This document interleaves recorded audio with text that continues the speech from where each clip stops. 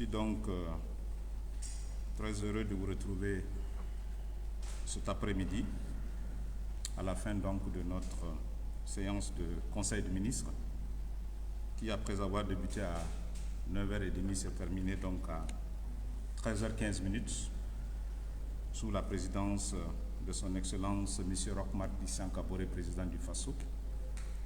Le Conseil des ministres, comme à son habitude, a délibéré sur les dossiers inscrits à son ordre du jour, entendu des communications orales, procédé à des nominations et autorisé donc des missions à l'étranger. Au titre des délibérations, le Conseil des ministres a, sous l'égide du ministère de la Sécurité, a adopté un décret portant approbation des statuts de l'Office national d'identification ONI. En adoptant ce décret, donc, le Conseil des ministres souhaite conformer donc les statuts de l'ONI au décret donc du 24 juillet 2014 portant statut général des établissements publics à caractère administratif. Au titre du ministère de l'Économie, des Finances et du Développement, le Conseil a adopté 4 rapports. Le premier rapport est relatif à une ordonnance portant autorisation de ratification d'un accord de prêt conclu donc le 13 février dernier, 2021, à N'Djamena, entre notre pays et le FIDA. Le FIDA, c'est le Fonds international de développement agricole, pour le financement d'un programme régional conjoint appelé Sahel en réponse aux défis donc de la COVID-19 et lié également au conflit et au changement climatique. Cet accord signé est d'un montant de 1 085 000 €, soit environ un peu plus de 711 000 francs CFA, et qui est, comme je le disais tantôt, financé par le FIDA, va permettre à notre pays d'exécuter donc un projet en 2 phases. Et ce projet va couvrir donc les zones frontalières des régions du Sahel, de la boucle du Mouhoun et du Nord. Et vous savez que ces zones sont depuis maintenant quelques années confrontées donc à des défis sécuritaires et certainement, vous le savez aussi, confrontées à des défis environnementaux et climatiques. Le second rapport au titre du ministère de l'Économie, des Finances et du Développement est relatif à un décret portant autorisation de prise de participation de la LONABE, la Loterie nationale burkinabé, dans le capital social de la Banque postale du Burkina Faso. Donc une banque en création, une banque nationale.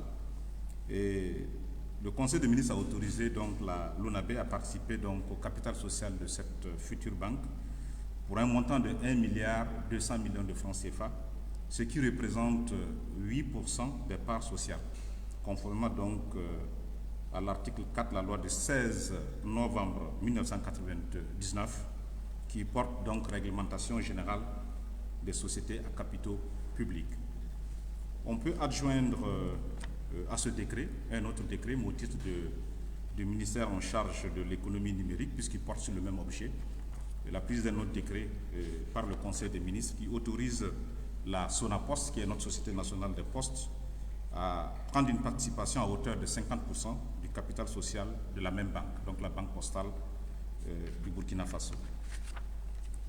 Au titre du ministère toujours de l'économie et des finances, et dans un troisième rapport, le Conseil des ministres a adopté un rapport qui est relatif à la situation de l'exécution budgétaire et à la trésorerie de l'État dans son exercice 2020, c'est-à-dire à la date du 31 décembre 2020.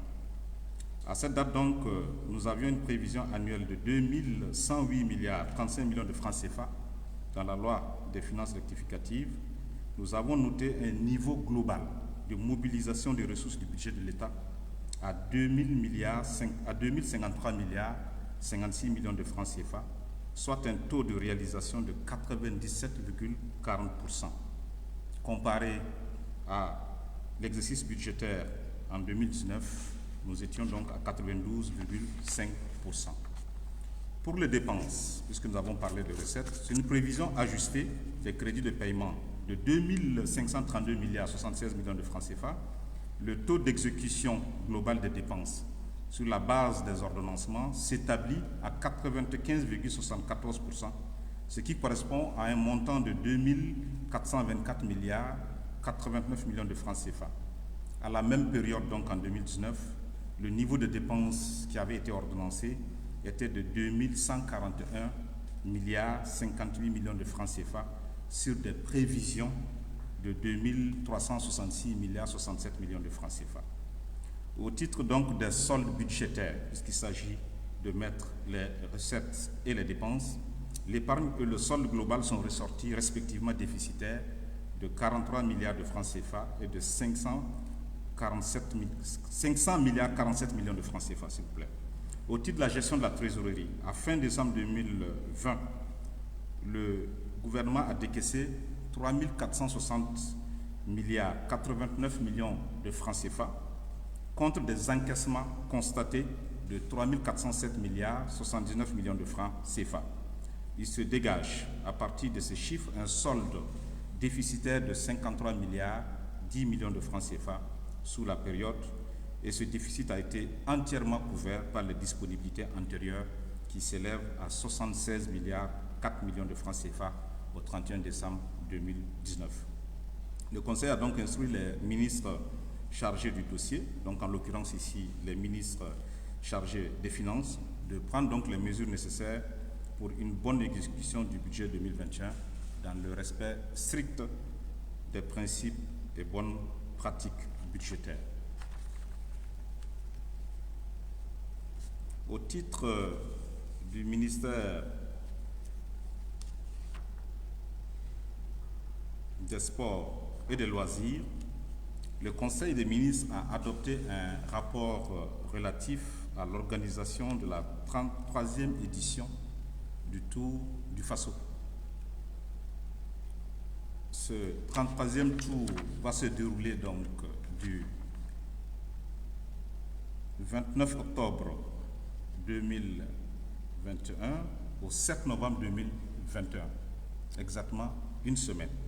Il s'agit donc ici de relancer notre Tour cycliste international du Faso au cours de cette édition 2021.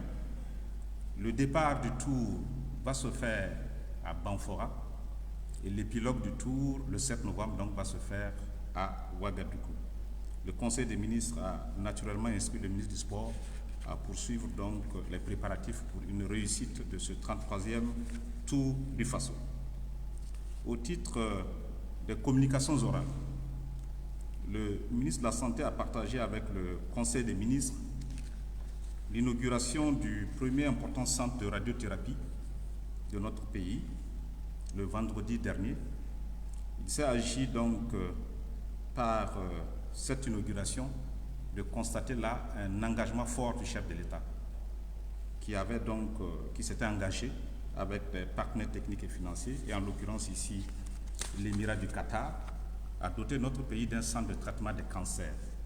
Donc depuis vendredi dernier, donc, notre pays dispose d'un centre de radiothérapie qui a une capacité de procurer des soins à 1500 personnes chaque année pour le traitement des cancers, et je pense que nous pouvons tous nous réjouir que notre pays ait pu accroître donc son offre de santé dans le domaine des cancers, puisqu'il s'agit d'une maladie qui de plus en plus est devenue présente dans notre pays. Nous avons tous été touchés, soit parce qu'un proche a été malade du cancer, soit une connaissance, soit un collègue, soit un collaborateur, et nous sommes tous d'accord sur le drame que cette maladie cause aux familles ou aux personnes dans notre pays.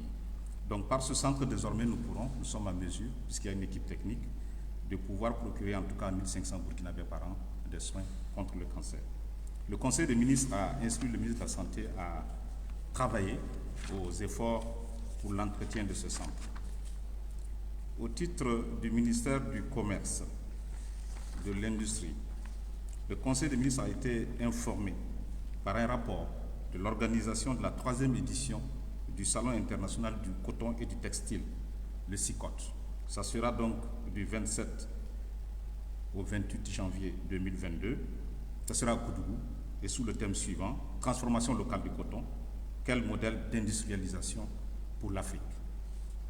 Tels ont été les dossiers sur lesquels le Conseil des ministres a délibéré et a naturellement examiné au titre des communications orales. Je vous remercie. Est-ce que vous avez... Oui. Monsieur le ministre, la presse marquée par la mise en accusation de l'ancien chef du Blaise Compaoré. Alors, quelle a été la réaction du gouvernement? Bien, le gouvernement a constaté le progrès dans ce dossier de justice. Vous savez que c'est un dossier emblématique, c'est un procès qui est attendu depuis très longtemps par notre pays, qui est attendu aussi par beaucoup d'observateurs. Nous avons donc ce 13 avril effectivement noté que la mise en accusation a été prononcée contre 13 personnes dans le dossier d'assassinat donc du président Thomas Sankara. Et comme vous le savez, le gouvernement se garde souvent de commenter des décisions de justice, mais le plus important, c'est que effectivement, vous savez que à partir de nos textes fondamentaux, à partir de nos valeurs, c'est un pays et c'est un peuple qui est attaché aussi à la justice. Donc le gouvernement prend acte et naturellement donc considère que le dossier est en train d'avancer vers son épilogue et donc n'a pas de commentaire, j'allais dire, particulier à faire sur ce dossier.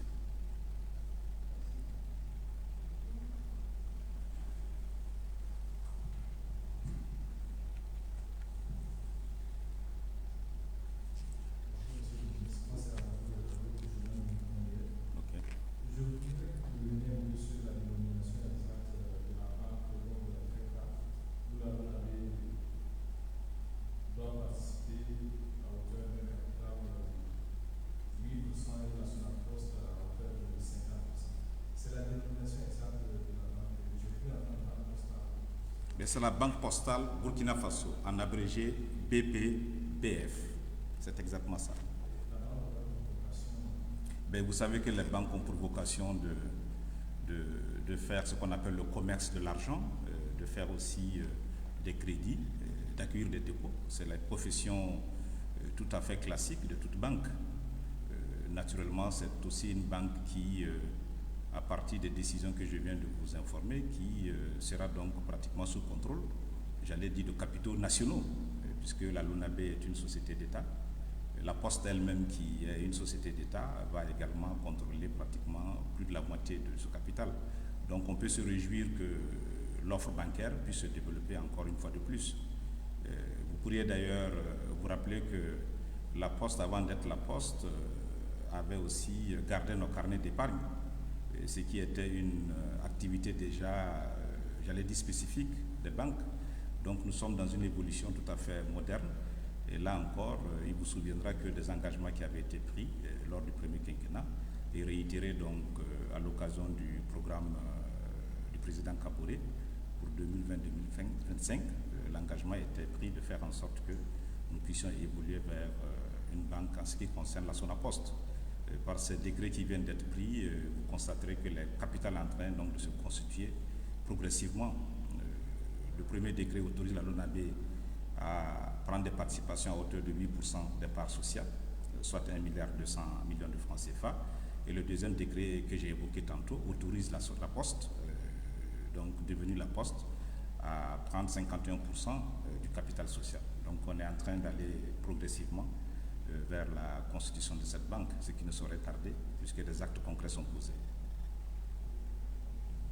Monsieur Drago, c'est bon? Vous n'avez pas d'autres questions? Merci. Je vous remercie donc. Merci.